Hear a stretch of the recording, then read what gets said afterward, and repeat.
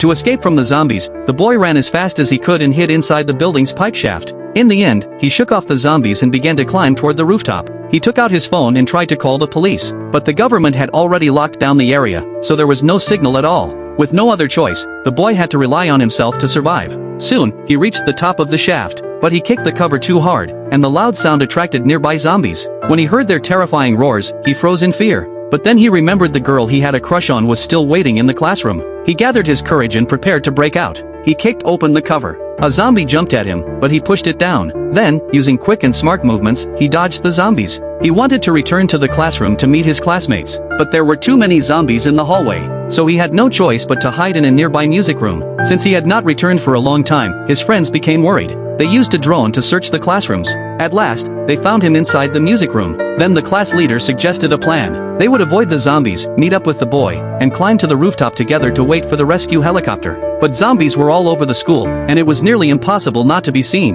The class leader came up with a clever idea. She went to the broadcast room and turned on all the speakers on the right side of the school building. When the zombies heard the sound, they all moved toward the right side. This gave the group a chance to use the left staircase to reach the boy. But the broadcast also woke up something even more terrifying. The school bully, who had just been bitten by a zombie. Instead of becoming a regular zombie, he turned into a powerful new type of zombie human. The first thing he did after waking up was go look for the boy to take revenge. After the hallway was cleared of zombies, the students quietly left the classroom to search for the boy. But they never expected one zombie had not followed the rest. They had to move along the wall carefully. One student got too nervous and dropped a metal thermos. The zombie heard the sound and got ready to attack. The group ran forward as fast as they could. One classmate stayed behind to block the zombie. The zombie pinned him to the ground. Luckily, the mutated school bully showed up and saved him. The bully asked where the boy was, but since the student was the boy's good friend, he refused to say anything. The bully got angry and started to fight him. The zombie human beat him to the ground. Just as the bully was about to kill him, the class leader came back to save her friend. The bully bit her arm hard.